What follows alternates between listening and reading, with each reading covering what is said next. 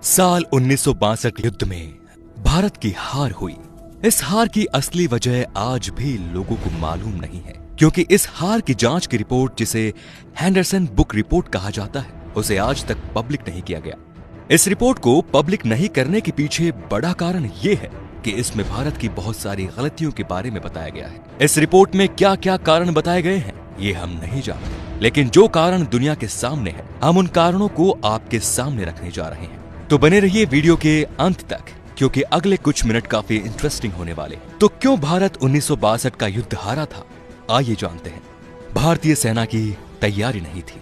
1962 का युद्ध नेहरू जी की बहुत बड़ी गलती कहा जा सकता है, क्योंकि नेहरू जी के द्वारा 1960 में फॉरवर्ड पॉलिसी अपनाई गई थी। इस पॉलिसी के तहत भारत ने अक्साई चीन और अरुणाचल प्रदेश में अपनी चौकियां बनानी शुरू कर दी थी, जबकि चीन इन दोनों क्षेत्रों पर अपना दावा करता था। अक्साई चीन में बनाए गए आर्मी की चौकियों से चीन को काफी ज्यादा आपत्ति थी, जिसके बाद भारत और चीन में तनाव युद्ध की ओर बढ़ गया। नेहरू जी ने इस पॉलिसी को अपना लिया, लेकिन भारत की आर्मी चीन को युद्ध के लिए ललकारने जैसी स्थिति में नहीं थी। चीन के विरोधी दलाई लामा चीन के तिब्बत में हो रहे अत्याचारों से परेशान होकर भारत की शरण में आ गए थे, और नेहरू जी ने दलाई लामा को शरण दी थी, जिसकी वजह से चीन लड़ने के लिए तैयार हो गया था। अब बात करते हैं चीन के ऊपर भरोसे की। भारत ने अपनी आजादी और चीन की स्थापना के बाद से चीन का साथ दिया था। यहाँ तक कि चीन को वीटो का अधिकार भी भारत की वजह से ही मिला, क्योंकि वीटो का अधिकार पहले भारत को दिया जा रहा था, लेकिन नेहरू जी ने इसे लेने से मना कर दिया और इस अधिकार को चीन को दिलवा दिया। नेहरू मानते थे कि भारत को इस पावर की जरूरत नहीं है, क्योंकि भारत एक गुट निरपेक्ष राष्ट्र है। नेहरू जी के समय में हिंदू चीनी भाई भाई का नारा भी खूब चलता था, और भारत चीन के ऊपर कुछ ज्यादा ही विश्वास कर बैठा था। ऐसे में चीन अपनी ताकत के आगे सब लोगों को छोटा समझने लगा। इसीलिए उसने भारत को हराकर इस बात को साबित करने की ठान ली। भारत का चीन के ऊपर विश्वास इस हार की बहुत बड़ी वजह बना। भारतीय वायुसेना का इस्तेमाल नहीं हुआ।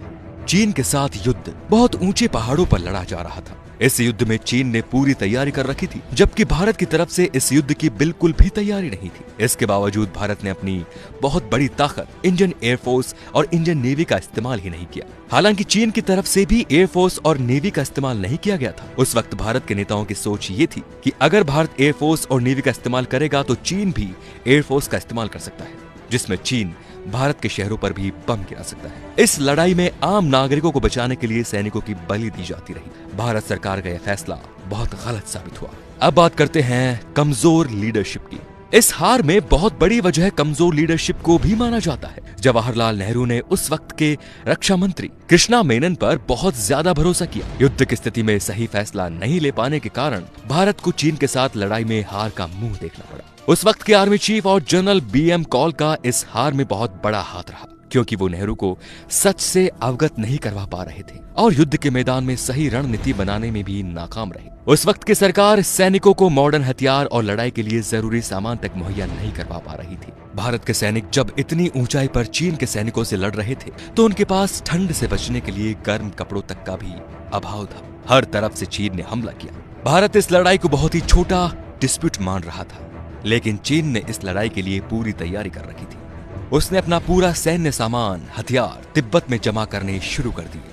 चीन की तैयारी का पता इस बात से चलता है कि सिर्फ 4 दिन की लड़ाई में चीन अरुणाचल प्रदेश के पास 60 किलोमीटर तक भारतीय सीमा में घुस आया था। अक्टूबर 1962 को शुरू हुई इस लड़ाई में चीन ने लद्दाख, उत्तराखंड और अरुणाचल प्रदेश सभी तरफ से एक साथ हमला कर दिया, और भारत की सेना को तैयारी करने का मौका भी नहीं मिला।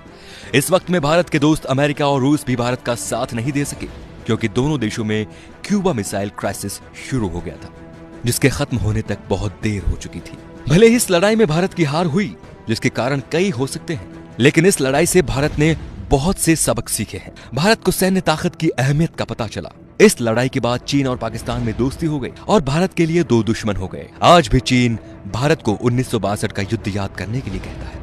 दोस्तों समझे? तो ये वीडियो कैसा लगा हमें कमेंट करके जरूर बताएं, और दोस्तों इस वीडियो को शेयर करना बिल्कुल ना भूलें। धन्यवाद।